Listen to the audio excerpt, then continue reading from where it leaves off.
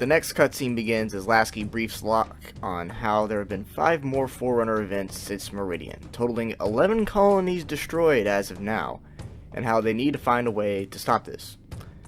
But you would think there would be some type of sense of urgency around this, right?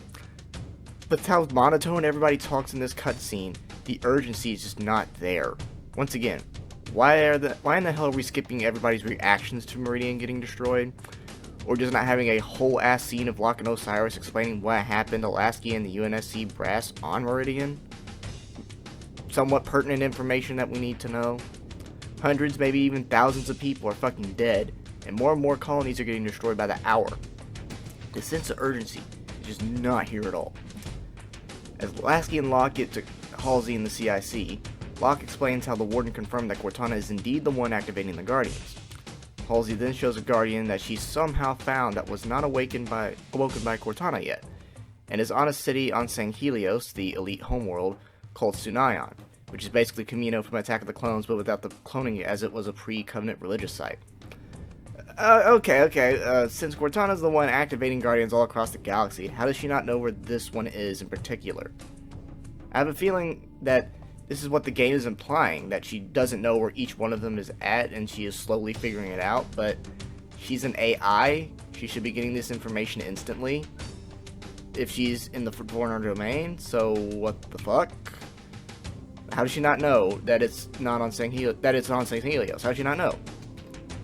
Is she retarded or something? Or is this just bad writing rearing its ugly head again?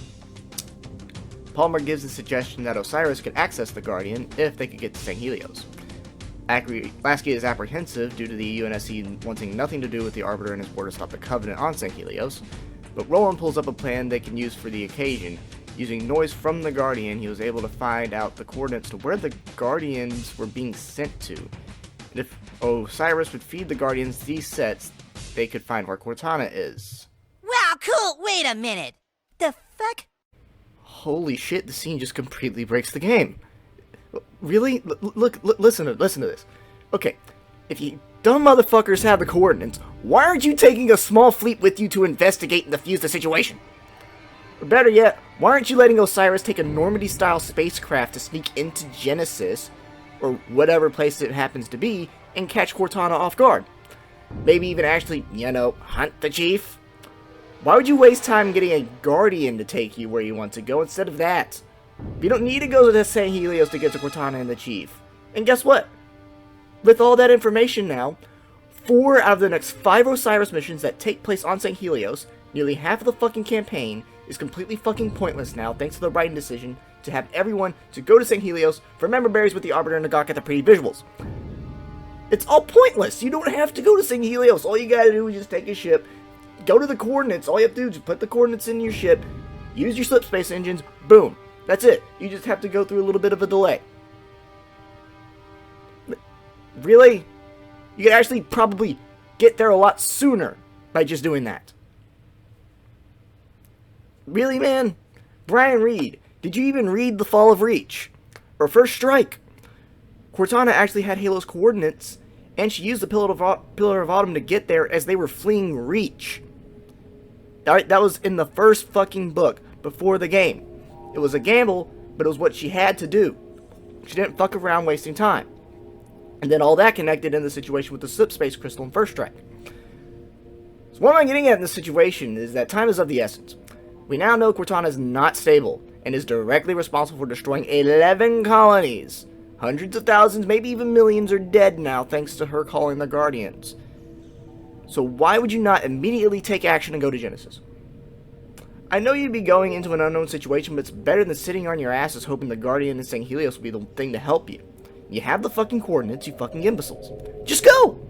Take the Infinity or give Osiris a small ship to use. Wasting time by going to the Guardian on Sanghelios not only wastes time, it also gives Cortana direct control of another Guardian for whatever purpose she has. Are you retarded? You're giving her another giant weapon of mass destruction. You're gonna turn her into Saddam Hussein, you fucking idiots.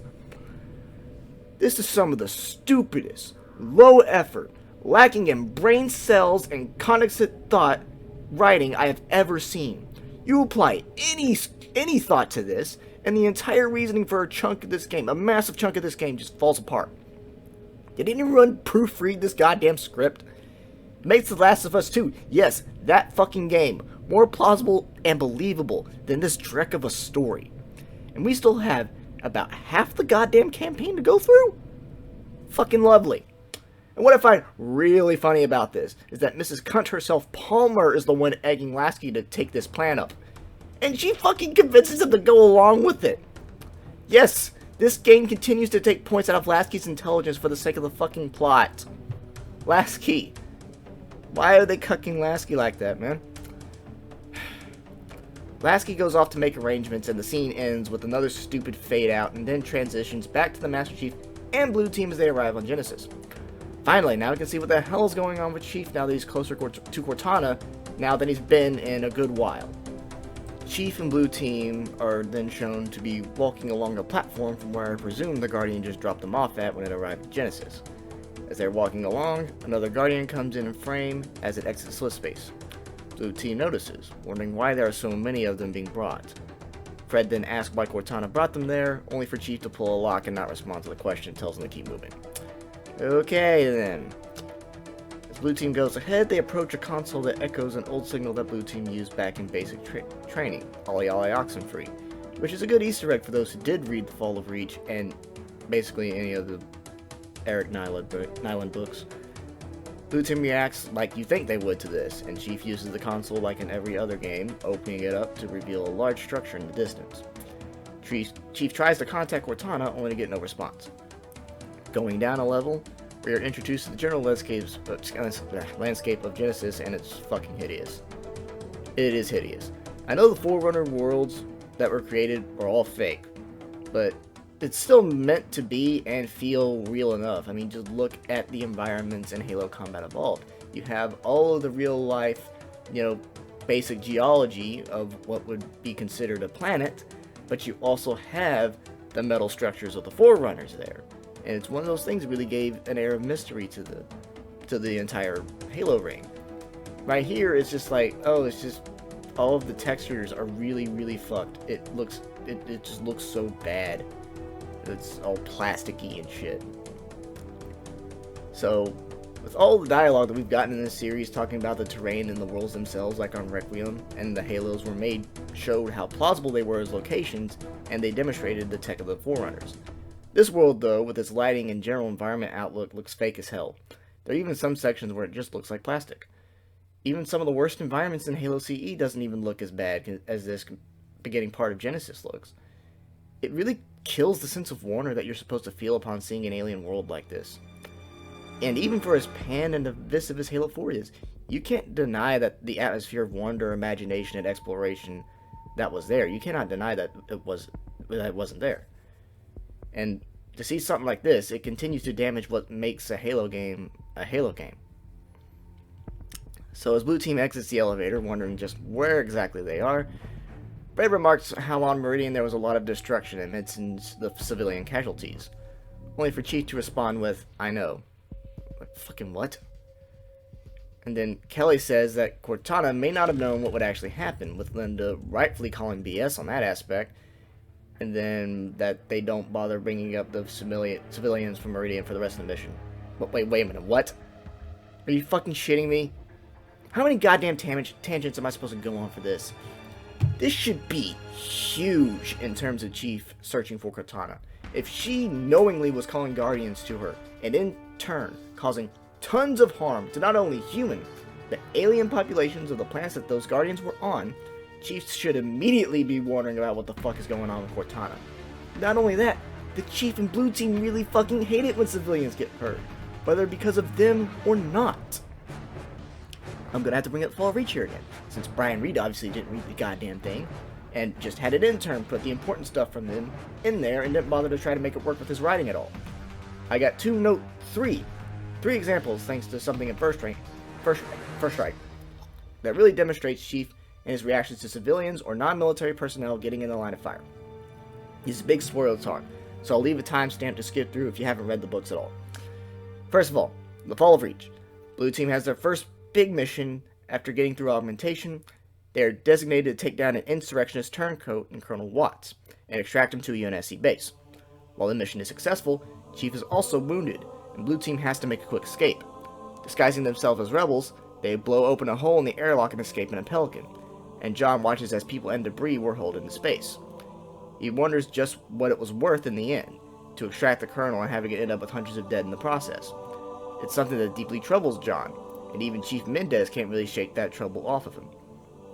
Another one was in Reach, as they were having to deal with the Covenant attacking a colony during the Human-Covenant War. By the time the Spartans were deployed to deal with the threat, the entire human population was dead and gone, ripped apart by feral grunts and jackals. This enraged the Spartans, and they avenged the dead citizens by massacring every single one of the Covenant there. And then in First Strike, after getting help from a group of insurrectionists and getting a new ship, the Covenant find them and their base. Faced with no choice, the Vice Admiral, with John and the rest of the human survivors from Halo and Reach, orders them to retreat.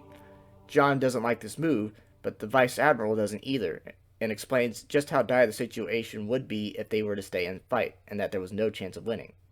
It was a no-win scenario. But in each case, John has been deeply troubled and makes it known how troubled he is with the deaths of those civilians, no matter who he comes across. And we know it is in John's nature to fight it out, even with the odds completely against him. The first 2 Halo games are evidence of that. For John to be in this situation now, not even really care or give much of a shit enough to talk about just what Cortana was thinking when she was clearly in the wrong, makes Chief just look weak, and really losing his character. This mission right here is almost on the same scale as TLJ, as the beginning of TLJ in terms of how it's handling its main character. Chief and Luke, in their 5th outings, are just not the same characters. And while Luke is by far the more disastrous in terms of how they treat the character as a plot device, Chief is giving just as horrid a treatment here, because despite using the source material of not only the other 4 games that he is in, and the books that helped shape this character to begin with, the writers, and in particular Brian Reed, just do not understand him. There is so much lacking in how to convey a more human Chief in this series.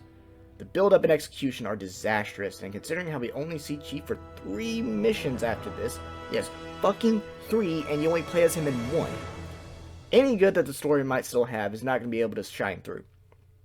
Brian Reed really can't be bothered to try and write a consistent narrative, huh? Go join Ryan Johnson, Bryke, and Neil Druckmann in the Room of Shame. So while we explore the planet and how ugly it looks, Blue Team encounters some Covenant that were stranded thanks to the Guardians activating near them on their respective planets. They are the cannon fodder for the first half of this mission, basically. There's a couple of audio logs where Grunt talks about the planet and how he realizes that the prophets weren't liars, supposedly thanks to landing in the supposed paradise, only to change his tune when the Prometheans start attacking. The Covenant here are just fighting for survival, and while that is interesting, it's kind of dumb that we don't run into any Covenant that would actually try to talk it out with Chief and Blue Team about what exactly is going on and saving their limited resources to fight the Prometheans. Kind of wasted opportunity there, if you ask me. Would actually help make the story a little bit longer and a lot more complex. And also, these aren't even the same Covenant that would fight to the death to make sure that humanity was completely annihilated and use the Halos to start the Great Journey. And considering the only real representation of this new Covenant was, humiliated at the beginning of the game, the Covenant are just revealed as nothing more than cannon fodder. Nothing of consequence happens with the Covenant except for a couple of missions later on as Osiris. They have no effect on the plot in any serious way and do nothing to even affect the galaxy at large, despite being a very serious threat. What a waste. So after fighting through the cannon fodder, you come up on the second of 3 consoles, with Linda asking a question of what exactly happened to make Cortana come here. Chief then responds with the most infuriating and retcon answer you can think of. Oh, the subspace, the Didact ship was just pulled into subspace and could have gone to any random ass location. Brian, I know you didn't write the campaign for Halo 4, but can you at least pretend to know what happened in the game? Chief literally blew up the Didact ship with a nuke. A fucking nuke. That does not, and never has been shown in history of Halo, to cause a subspace fucking rupture that could take the wreckage to any random ass location in the galaxy. It's like you saw that thing from the end of Halo 3 where the portal collapsed as the Halo fired and the Ann Arbor clad was ripped in half, and I was like, oh, I'll use that, but with a nuke instead. Also, that's really fucking convenient if that's the reasoning for Cortana being on Meridian. Oh my god, this writing is so lazy. It's so lazy. As Chief activates the second console, it is apparent that it is doing something to the large structure in the middle of the level. What it is, we don't exactly know, but Blue Team does make the correct assumption that Cortana is indeed leading them to these consoles for a reason. As they push forward and pass by another Guardian, they are then greeted with a pile of dead Covenant. Only it's dead Covenant that they didn't kill. So it is now very clear that the Forerunners, or at least the Prometheans, are on the planet and killing Covenant or anyone else indiscriminately. Then the Warden Eternal makes another appearance, which is interesting, the actual first time that Blue Team and Warden have interacted since they didn't on Meridian. So why is he talking to them now? Well, he just basically started strutting his dick around.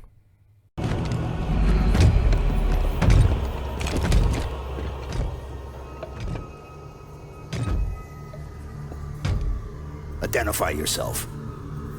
I am the Warden Eternal. I stand in defense of Cortana. She called me to her. And you came scampering.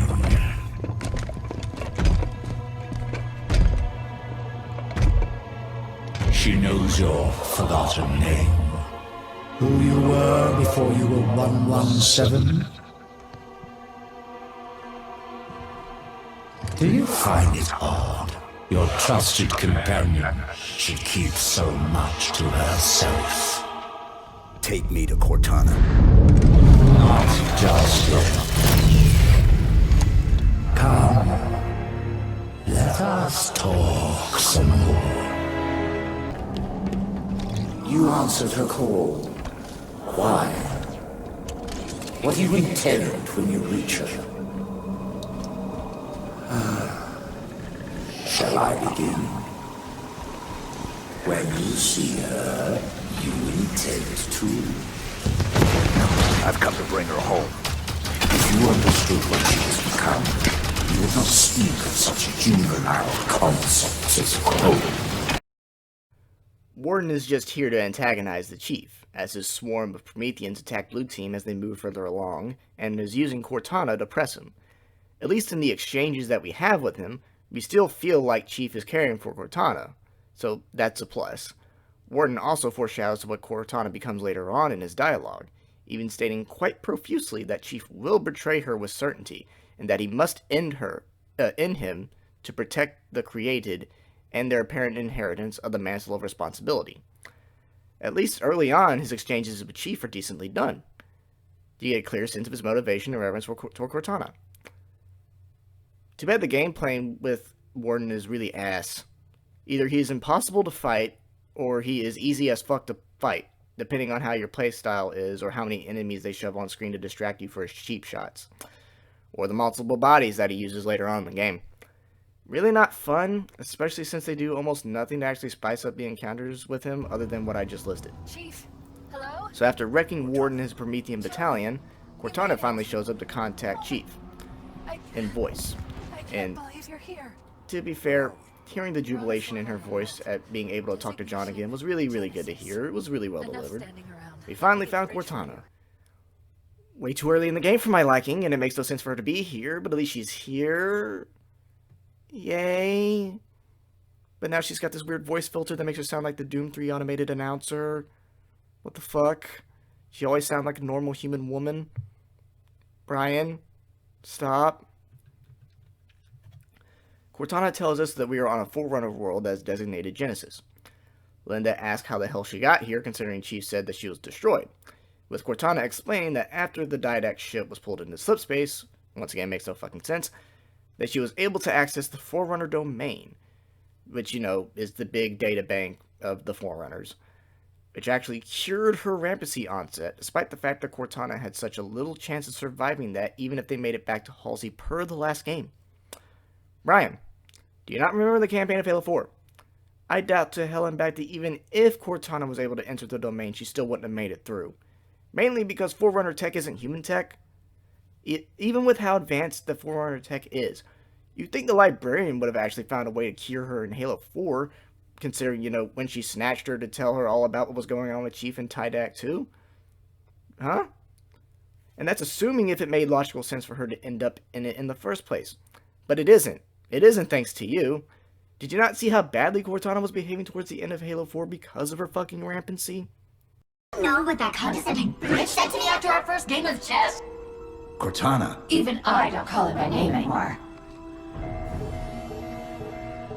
correct your approach. Yes, well, he also said he works better alone. I can see why you chose him, Catherine. Cortana, I'm your greatest achievement and you detest pull up! Now! I'm sorry, I just can't stop them. Like 1,000 of me arguing all at once.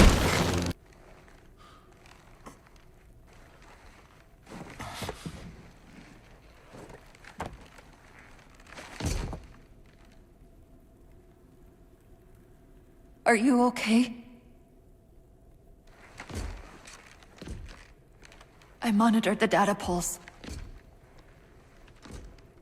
I could hear them. What was left of them? We need to move. These people are gone. And more will follow if the Didact reaches Earth.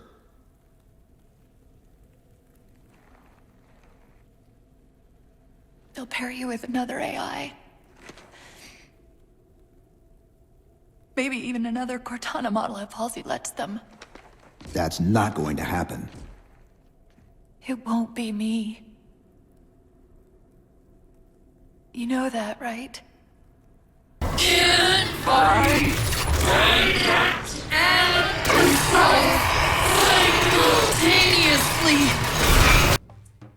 My brain hurts. It hurts so bad.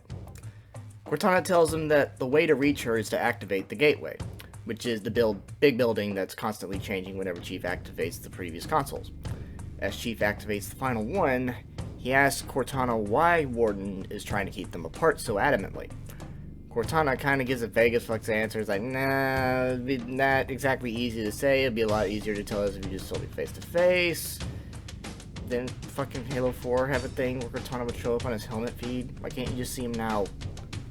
She says just go ahead and tell me, and so she says that with the domain, AIs, or more specifically smart AIs, since they have the finite 7-year lifespan, would be immortal. This in turn would lead to more sophisticated and better planning for humanity in the way that the Forerunners had 100,000 years ago. Okay, like that helped them anyway. Remember the Halo array? And how it killed everything in the galaxy to stop the flood? If the AIs couldn't find any other way to stop the flood that didn't require the halos to be fired and killing all life in the galaxy, then this whole reasoning for your plan goes right out the fucking window. If the AIs couldn't figure it out, I doubt you could figure it out. This isn't the W that you think it is. I mean, sure, making sure smart AIs like Cortana live longer than most of the decade is nice and all, but it's very clear that there is something else behind her motive, because that just can't possibly be it. That can't possibly be it, not after what's been going on. Not after what we figured out about Cortana through the rest of the game so far. And then it comes out 5 seconds later as the apparatus for the whole plot. The AIs can assume, and will assume, the mantle. And then using that, they can make way for peace and going full Star Trek with the no war, poverty, hunger, illness, racism, etc. Once again, sounds nice and all. But Warden doesn't seem to think that Chief or humanity would go along with said plan. And considering, the devastation to multiple races because of her awakening the Guardians, hundreds of thousands, millions dead, he does have a point as to why people wouldn't jump up at the chance. And Cortana was clearly and deliberately using the Guardians and the Prometheans to wreak havoc all across the galaxy. So it seems certain that her motivation is very suspect.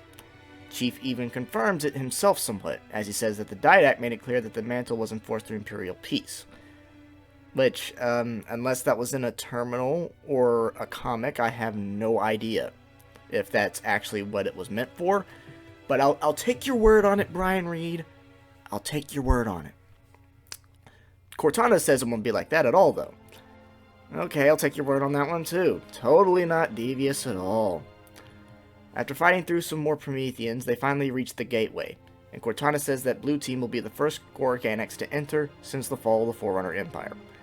And so, the level ends with Chief and Blue Team walking to the gateway, and the mission ends with another fade to black and nothing else. Could have used that cutscene to give us some actual good exposition, but alright. So to recap Reunion. More and more Guardians are coming to Genesis thanks to Cortana since she is indeed alive. The Warden Eternal wants to kill Chief and Blue Team so they can't stop Cortana's plan. And considering all the horrendous actions Cortana has caused thus far in the game, we know that her words of a bright and harmonious future run by AIs is a shallow tribe to distract for a far more sinister plan. Even though this isn't really presented that well, since that Cortana is indeed evil, the fact that it is what the game is setting up, that's a travesty to the legacy of the Bungie games. Cortana was one of the main reasons that humanity was able to survive after the Reach fell. And considering how in Reach, the game had a story centering around getting Forerunner information that Cortana has on the Pillar of Autumn that winds up saving humanity, it means that the entire series beforehand is deemed worthless from her character standpoint. And the sacrifices of not only Noble Team, but Sergeant Johnson, Miranda Keyes, Jacob Keyes, John, anyone who was in contact and helping her, giving up her lives for her, all the sacrifices, it was all for nothing. All for nothing. That is a stunning, outright disgusting, and innovative way to break new ground in terms of completely assassinating a fan-favorite character. How do you fuck up this badly? Any schmuck has even a tiny inkling of what Cortana meant to this series would tell you that making Cortana the villain was a bad move. Now, instead of the doting, smart mouth, but caring AI companion to Chief that you grew attached to through 4 fucking games, she is now basically Skynet. This is on par with The Legend of Korra Book 2's complete and utter degradation of the Avatar lineage in terms of how the writing decisions alter the universe at hand, as well as the context surrounding it. But in terms of character assassination, this is rivaled only by a select few from big franchises in the past decade. Why did you hire Brian Reed at all, Microsoft? You are not the Philadelphia Eagles. You are one of the biggest corporations directly overseeing your largest / most profitable gaming franchise. I think you should put more fucking effort into quality control. Holy crap, let's just get to the Sang Helios missions. At least they won't give me a fucking aneurysm while I'm talking about them. I can get through them a hell of a lot quicker since it means nothing to the campaign. What the fuck is wrong with you? No! What the fuck? What the fuck, lady? Fuck!